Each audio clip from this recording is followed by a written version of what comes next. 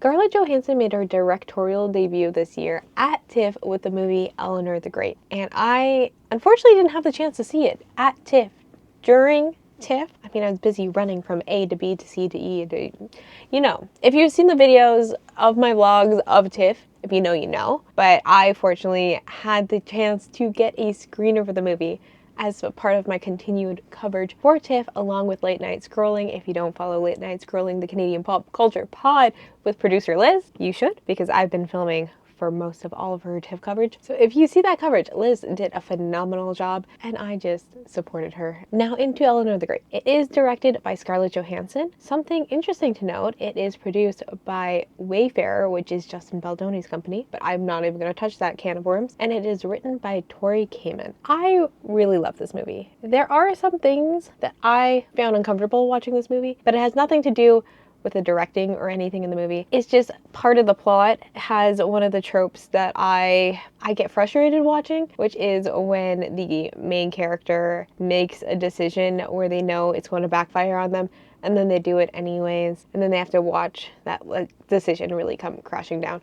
That is the entire premise of the movie, and I can't be that frustrated because everything around that moment is beautiful. Even at the peak climax where everything comes crumbling down, that's how movies are, was beautiful and worth the story. And it's just a me thing where I just sit and pull my hair out, which is the intended effect of the movie, so I can't be mad at the movie for that. But I really love this movie. At the heart, it is about grieving and losing your soulmate. So there are two older women, Eleanor and Bessie. They're best friends. They've been best friends forever. And unfortunately, at the age of 99, Bessie dies, and Eleanor she's really thrust into the grieving process where you see, based on so many different factors, that she's isolated and she's just trying to find community and people to rely on to get through this grief. And it shows that just because you get older and you're an old woman, you can be messy, you can be silly, you think about sex still. It's an insanely human movie where obviously she makes a silly choice at one point and it comes down around her, but it really is just met with a lot of love, and it felt very full circle by the end of the movie. And I know that was very high level without really getting into the nitty-gritty of what that main plot point is, so this is your spoiler warning, though I believe it is in the synopsis of the movie. But Bessie survived the Holocaust, so essentially when Bessie dies, Eleanor moves back to New York to be with her daughter and her grandson, and she goes to the Jewish Community Center to take a singing class, but it ends up accidentally into a Holocaust survivor group, and she starts telling Bessie's stories as her own. Obviously, like, that's the part where she's like, eek, why? But like, the why is she's grieving, and it's an imperfect way to grieve, especially if she's able to find that love and community and a really, really beautiful cross-generational friendship, because she lost her soulmate. Like, both her and Bessie did have husbands and had kids and families, but when they both lost their husbands in their later life, they ended up living together, and they've literally been best friends for so many years. And it's hard to lose a friend, especially if they're your platonic soulmate. And I think Scarlett Johansson, the cast, and the writer did a phenomenal job of really highlighting women in all stages of their lives. Like, after watching this, I wish we had more movies from this perspective of older women. Like, we have such beautiful lives and histories, and it's just like beautiful to see the history on the skin and experience, but to see that older people, they're just people. They're messy and human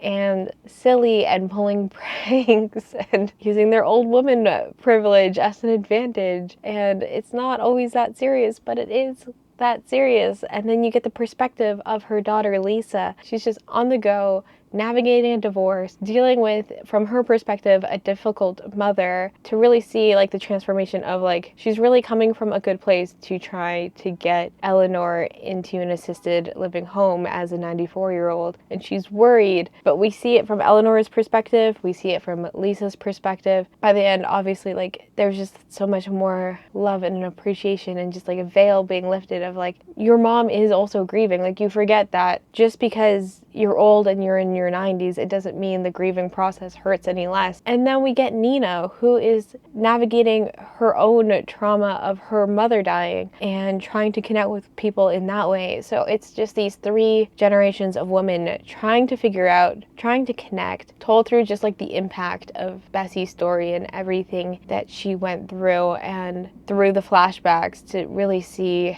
how she's overcoming, but never really fully overcomes her survivor's guilt, the intense trauma that she faced surviving the Holocaust. And even though one of the main topics of this movie is the Holocaust and surviving the Holocaust, I thought it was done with a lot of grace. There's nothing triggering in the imagery, and it really focuses on the human experience, and having it be told from Bessie's perspective, it's just gut-wrenching, and you just know that's not even the tip of the iceberg, considering she also admits, like, she's never really admitted any of like the full extent of the trauma that she went through to really anyone else. And some of her stories really reminded me of some people in my life and their stories. Overall, I thought Scarlett Johansson did a great job directing her first movie. It did make me cry. Of course it made me cry. I am still also currently grieving,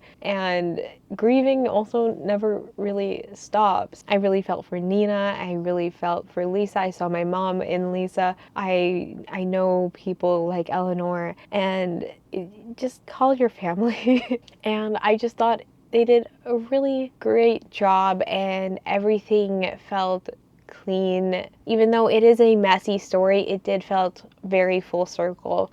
It felt satisfying by the end. It was powerful. It definitely moved me. And the cast did a great job. I really love the chemistry between June Squibb as Eleanor and Erin Kellyman as Nina. Like, their friendship was great. And even though I was sent a screener for this, and I probably would have saw it at TIFF otherwise, that doesn't really change my opinion. I give it 3.5 stars on Letterboxd. Half a star off because of that whole, it makes me like want to like bite my hand every time I see a character willingly make the bad decision, and then it's just like, oh my god, it backfired on me, even though they're not surprised because they're like worried about the whole decision the entire time.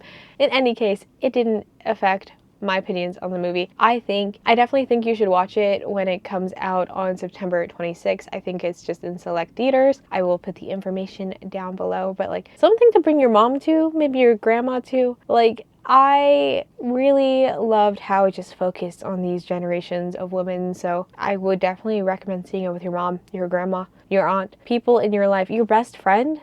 Like, between like Eleanor and Bessie, like, go see it with your best friend. Like, it's great for all ages, and really just emphasizes like the idea of that grieving is messy and hard, and none of us get it perfect on the first try. If you like this video, please like, comment, and subscribe. If you want even more TIFF coverage, I just did a review on Eternity. Again, another movie about grieving in the afterlife. I cried at that one too! Oh my god, no surprise! And if you want even more TIFF coverage, as I said, Late Night Scrolling with producer Liz, it is the Canadian Pop Culture Pod. We have so many interviews, junket, and stuff coming up on that podcast. Like, you guys aren't even ready. We're also sitting on some juicy gossip that we don't even know what to do with. I just love TIFF so much, and I do love that Scarlett Johansson got a big moment for her movie here, even though Ryan Reynolds stole a lot of the spotlight in the opening weekend. If you stayed for Eleanor the Great, you know. Bye!